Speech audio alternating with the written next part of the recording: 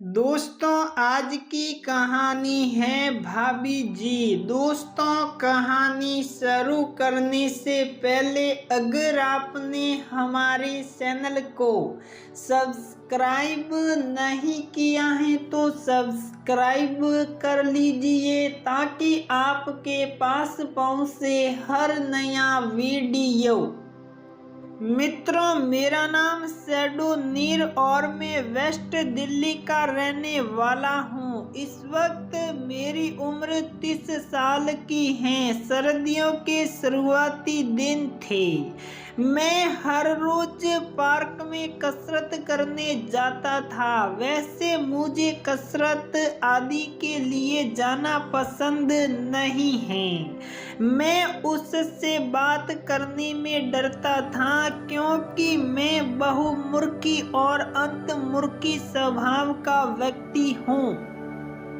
मुझे लगा कि वो मुझसे क्यों बात करेगी, उसका पति भी होगा और किस्मत वाला भी। अब तो रोज का यही हो गया था। मैं उसे देखता और अपनी कसरत करके घर आ जाता। ऐसे ही 2 महीने बीत गए। फिर नया साल आ गया। जनवरी का पहला हफ्ता। मेरे ऑफिस की छुट्टी थी। 1 जनवरी किस्मत वाला दिन। उस रोज मैं भी पार्क गया और सोचा कि आज कुछ भी हो जाए उसे नव वर्ष की शुभकामनाएं तो देकर ही रहूंगा। वह भी पार्क में आ गई और मैं उसे बस देखता ही रहा। जब वह दौड़ रही थी तो मैं भी उसके पीछे पीछे दौड़ने लगा। फिर मैं बैठ गया और खुद को कोसने लगा कि मैं कैसा फट्टू हूँ कि न्यू ईयर भी विश नहीं कर पाया।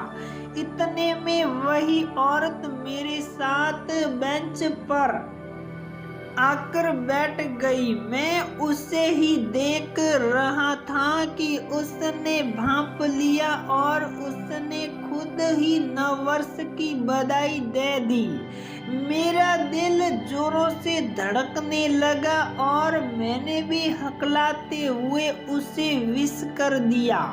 मुझे घबराया हुआ देखकर वो हंस पड़ी और उसने हाथ आगे कर दिया। मैं शक पका गया कि क्यों हाथ बढ़ाया है। उसने मेरे हाथ को अपने हाथ से मिलाया और अपना नाम सोनम बताया। मुझे पसीना आने लगा था। उसने जो आगे कहा उसे सुनकर मैं और भी घबरा गया। उसने कहा, मैं जानती हूँ कि तुम मुझे देखते हो और ये काम तुम 1.5 महीने से कर रहे हो। मुझे देखकर तुम्हारा वो हो जाता है। फिर तुम बैठकर हाथ आगे रख लेते हो। पहले तो मैं चुप रहा, फिर मैंने धीरे से कहा, आपको कैसे पता ये सब? उसने कहा, मैंने तुमको कसरत करते हुए देखती हूँ और नोटिस भी करती हूँ, लेकिन तुमने मुझसे बात करने की भी कभी कोशिश नहीं की। इसलिए मैंने भी आज तक कभी तुमसे बात नहीं की। अब हमारे बीच बात होने लगी। करीब 45 मिनट तक हमारी बात हुई।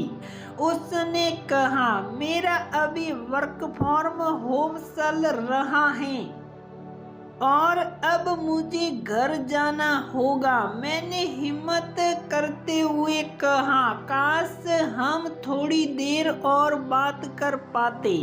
तुमसे बात करते हुए काफी मजा आ रहा है। उसने मस्त स्माइल करते हुए कहा, अगर सिर्फ बातें ही करनी हैं तो कल यहीं मिलते हैं और बाकी के लिए तो घर चलना पड़ेगा। मैं इतना खुला ऑफर पाकर खुश हो गया और उसके साथ चलने को तैयार हो गया।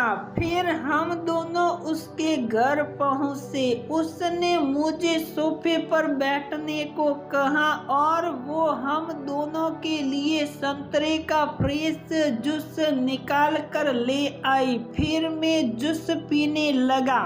इतने में उसने मेरा ध्यान तोड़ते हुए मुझसे कहा, कहाँ खो गए ध्यानी जी? ऐसे क्या देख रही हो? मैं पसंद तो नहीं आ गई? मैं थोड़ा हड़बड़ा गया और कहा, नहीं नहीं, बस ऐसे ही।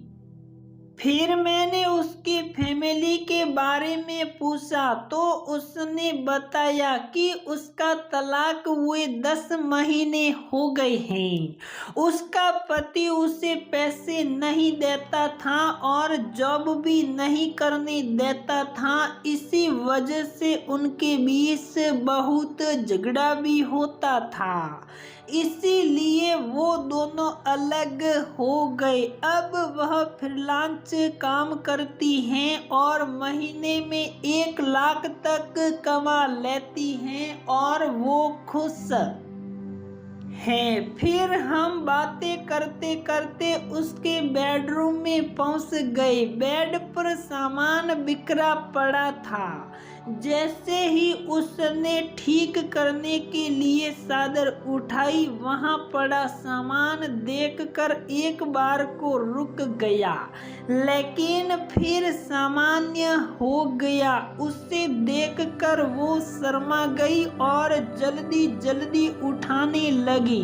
मैंने कहा, अब रहने दो, देख तो मैंने लिया ही है। फिर उसने मेरे सामने लकड़ी की अलमारी खोली। बस मैं देखता ही रह गया। सारी अलमारी सामान से भरी पड़ी थी।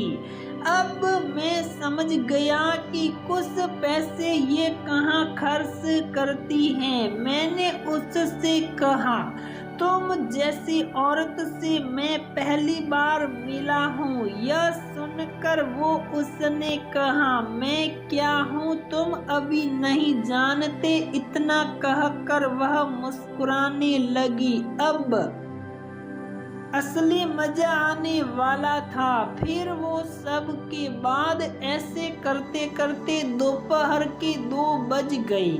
मैंने कहा, तुम्हें ऑफिस का काम भी तो करना था। वह बोली, वह तो कभी भी कर सकती हूँ।